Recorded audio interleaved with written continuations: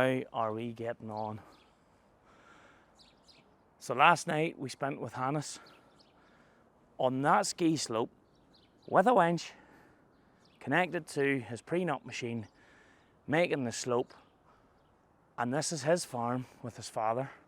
They milk 20 cows, Holstein fleck feed mix, mostly getting into fleck feed now. And these cows must have the best view in the world. There's Paul taking in the atmosphere. Paul has spent a lot of time here. He has worked for the company pre-nut, which we're about to go to the factory. But this is a very common thing. Farmers working on the slopes in the winter time, then milking their few cows, few by our standards, but not so much here.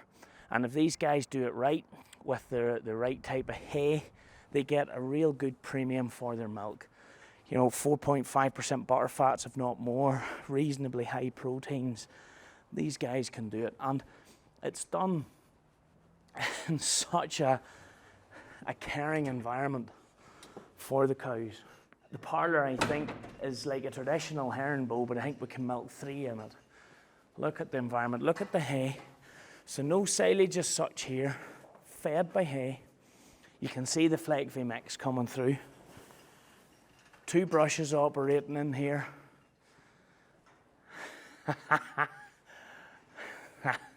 Magical, absolutely magical.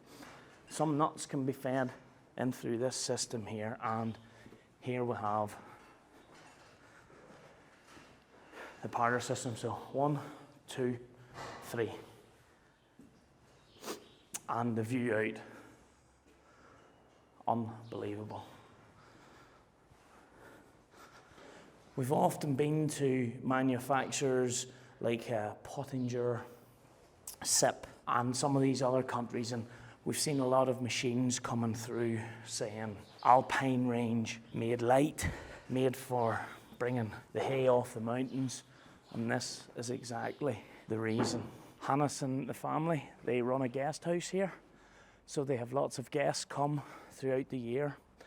They can stay here, can experience the Dolomites, the Alps. They can relax, go into town, go skiing, or in the summertime, go hiking. I think hiking's a big thing as well. We put a thing up on Facebook, just a post a few weeks ago, if you could farm anywhere in the world, where would you farm?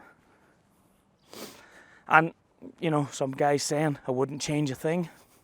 I'd farm where I'm farming. Some guys saying, go way over to America, go way over to some of these places and, you know, get big, which is real, really, really good too. I'm not trying to say a thing. Or then, you could be here on the side of a mountain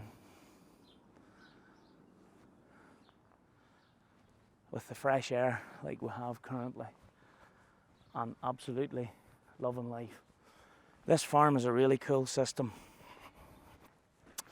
I'm going to walk up here and try and show you.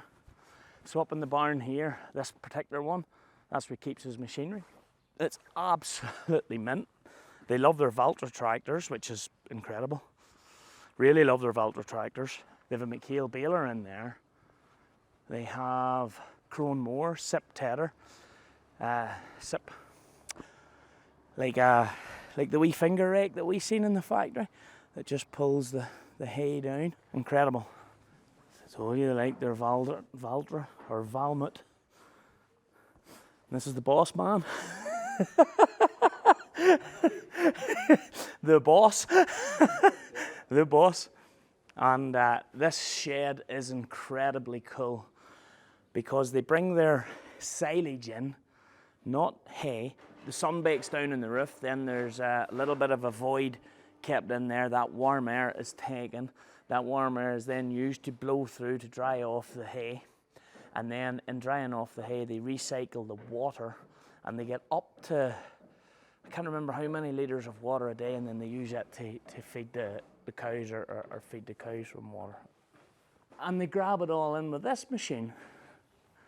And that system allows them to feed the cows. Yeah. This man's going to show us how this works. Look at this here, man.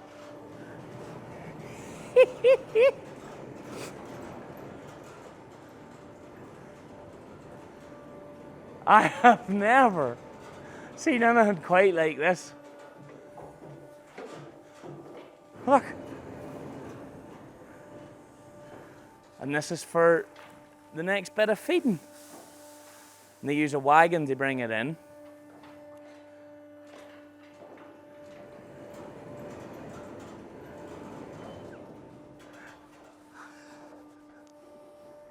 I love my job.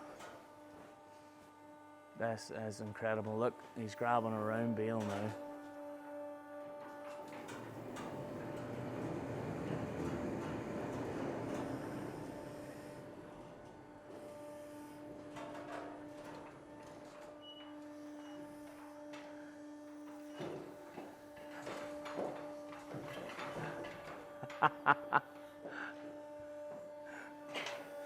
Smell that hay. It is fantastic. What a system. And apparently this is a common system in this part of the world. Smells beautiful. Lovely. So this is what we're working with.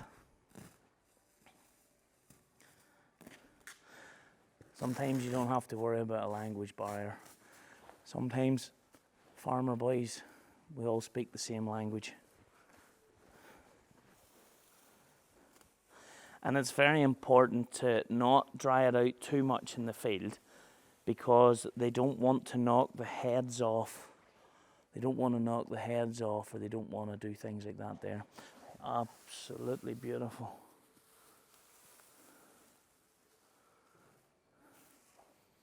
And that, ladies and gentlemen, is where your Alpine milk comes from.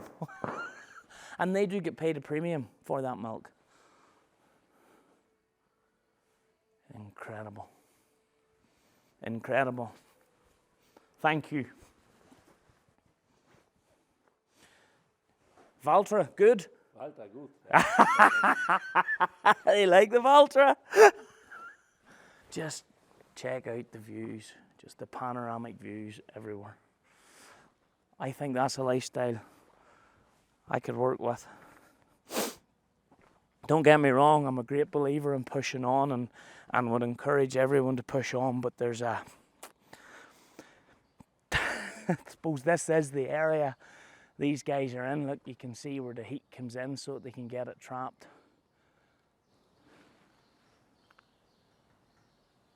I hear a drone. Oh, I see a drone. I shall hide from the drone. It's just humbling, but obviously profitable. Maybe it's the accommodation that's profitable. Maybe it's actually the farming that's profitable. I mean, that's what Paul tells me, that the attitude of the guys here, he has worked here for years, they're just workers, real workers. That changes my perspective on things. But like everything, I'm sure, you know, the work on the slopes, the guest house, everything that's probably all needed, which is the case in so many different areas now. This area of the Dolomites gets, I think, 300 days per year of this thing, which is beaten down in my head. 300 days a year of sunshine. That's incredible. And that's good, important, and great to see. Remember, everybody, take care. Pleasure as always. Awesome. Good luck. Bye now.